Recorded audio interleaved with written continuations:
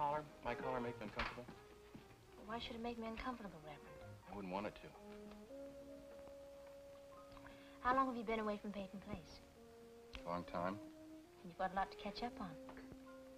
Take me, for instance. Speaking of the past, suppose you heard I was a war hero. Well, I know you've just come back from overseas. I was almost killed. By my commanding officer. He accused me of debilitating the troops with my sermons. Oh, seriously, Betty. I don't want to bore you with a lot of old comic book war stories. No, I don't mind, really, I don't. But what did you do before you became a minister? I was born right here in Peyton Place on a kitchen table. I mean, recently, Reverend. Oh, there you go again, inhibited by my collar. Jerry. Jerry.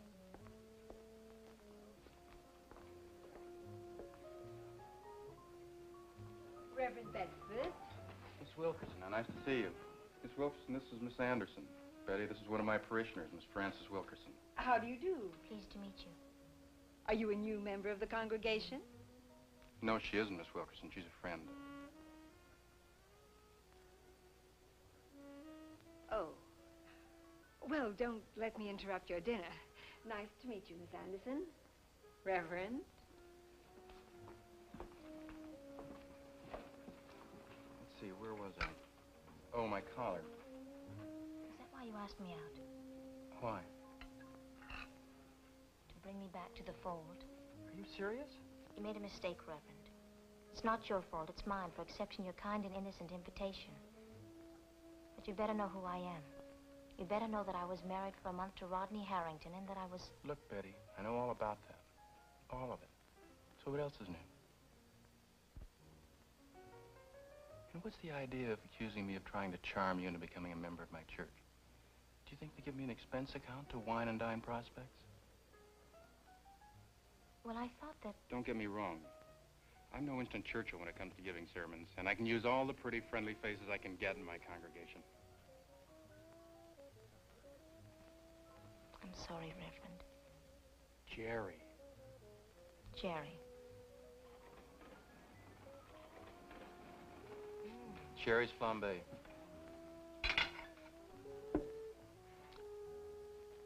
Brandy. Don't worry about it. It burns right off. Oh, it looks magnificent.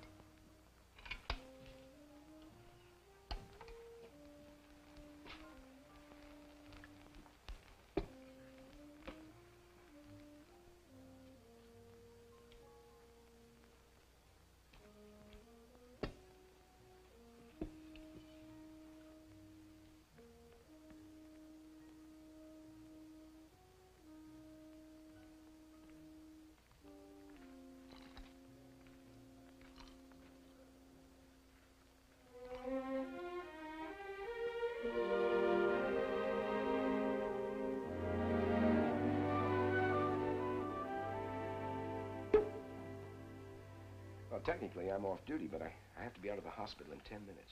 Where are you rushing? I'm moving back to the Carson Beach House, and I'm going to pack tonight. Well, what are we drinking to? Don't you like surprises? Oh, sure, but I want to know whether or not I should just sip or chug a lot. I told my father. So you're no longer the man in the middle. Well, I'm glad you did that. There's something else. I've decided to divorce Vincent. I wrote him a letter to that effect. So, I propose a toast to... What's the matter? Well, I don't make decisions like this every day. Are you sure this calls for champagne? I just thought... Champagne, Father? No, thank you. I'd like to see you before you leave, Claire.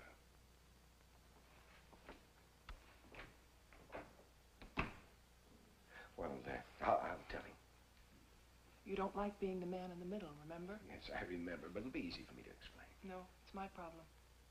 I'll be back in a few minutes. Will you be here? Well, I have to rush. Pack. To pack. Thanks for the champagne. Thanks for the company.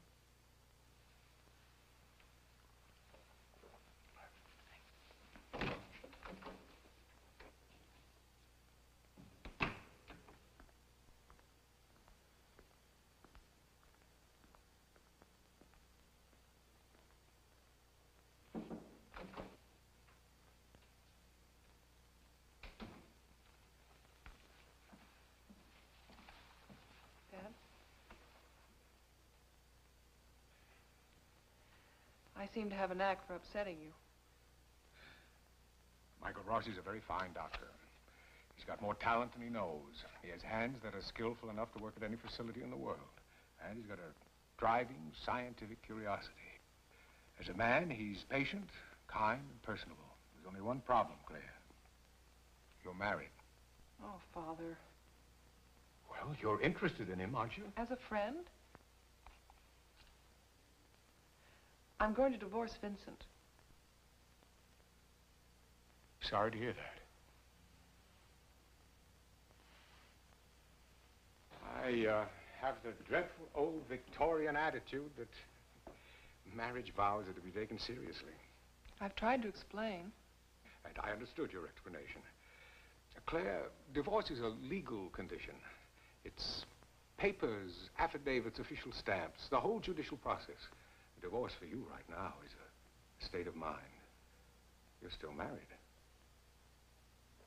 We had some champagne together. I wanted to toast a new life, a whole new world opening for me, that's all.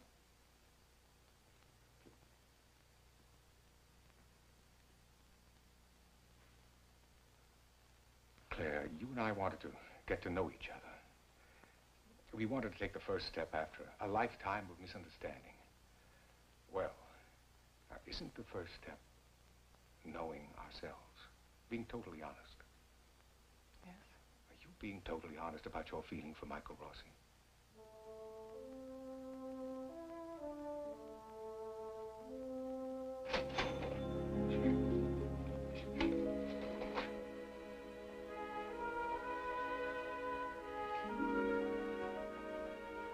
Thank you very much. Thank you, Francis. And what do you think about Miss Choate? Oh, why should I spoil a wonderful evening?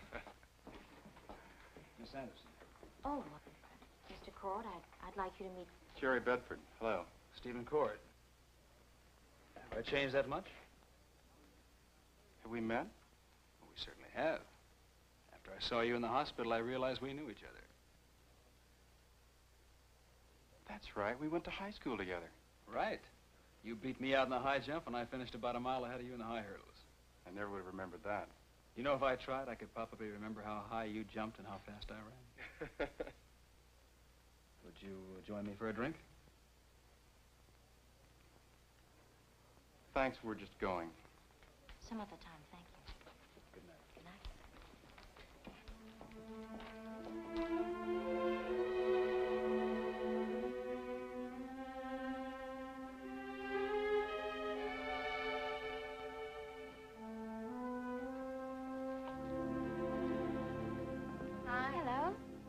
Rodney, how are you? How are you? Where have you two been? To the movies. Was it good? Yeah, it was fine.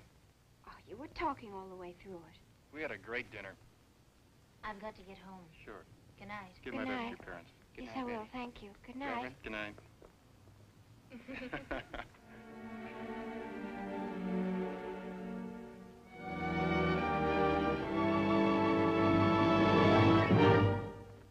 Preview from the continuing story of Peyton Place. Moving back in? To the beach house yet. Michael's always felt at home at the beach. Wasn't about to make a comment. There'll be plenty of comments, man. I never liked Stephen Cord.